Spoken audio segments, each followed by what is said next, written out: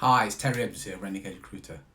Here's a common question I get asked by independent recruitment and search firm owners. It goes something like this: I haven't been doing this for long, or I've got low overheads, or I work from home. So should I charge a lower fee while I get established? I'm kind of paraphrasing, of course, but that's a number of it. They think that they should charge less because they're less experienced or have low overheads. And I reckon that's a sign that they don't understand what they're actually offering. They don't understand the outcome they're delivering to their clients. Let me explain. Let's say you're a search firm and you recruit CFOs, Chief Financial Officers, for your clients. So you find the person whose role is to act as the partner to the CEO, providing ongoing support and guidance to help ensure the company plans are viable and in line with the financial objectives, and also ensure that the business is fully financially compliant. Let's be absolutely clear about this bit.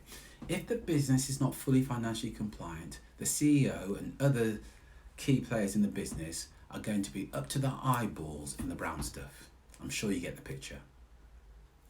Note, it's the solution that your recruitment or search service provides that will solve their problems. So if you're recruiting at the management level and above, there will be a solution you provide.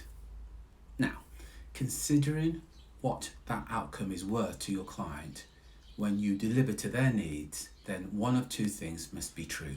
One of two things. Either you can deliver on your promises, in which case your experience in the business is irrelevant. Where the candidates come from is irrelevant. Where you operate from is irrelevant, because it's the value your client attaches to the outcome that you promised. Or if you can't deliver your promises, in which case you shouldn't be selling your services at any price, no matter where you operate from, no matter anything, because doing that means that you're incompetent. Now, I realise this sounds harsh, but if you can think of a third alternative, I'd be glad to hear about it. So back to the original question: should you charge less because you're not as experienced, established, or have high overheads as some of your competitors? And the answer is clearly no, no, and 3 times no. You don't base your fees on how long you've been in business, how experienced you are, how long it's going to take you to do the job, or what your competitors charge, or what you think your clients can pay, what you think your clients are willing to pay. None of those count. You set your fees on the following criteria.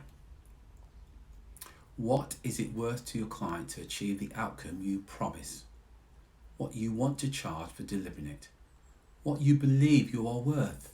That's it. Nothing else matters.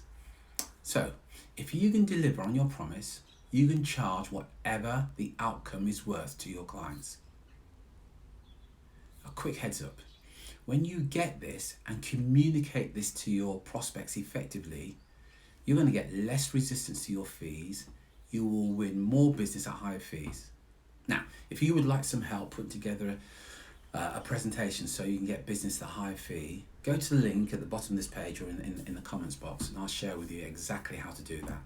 So until next time, take care, take action, and be relentless.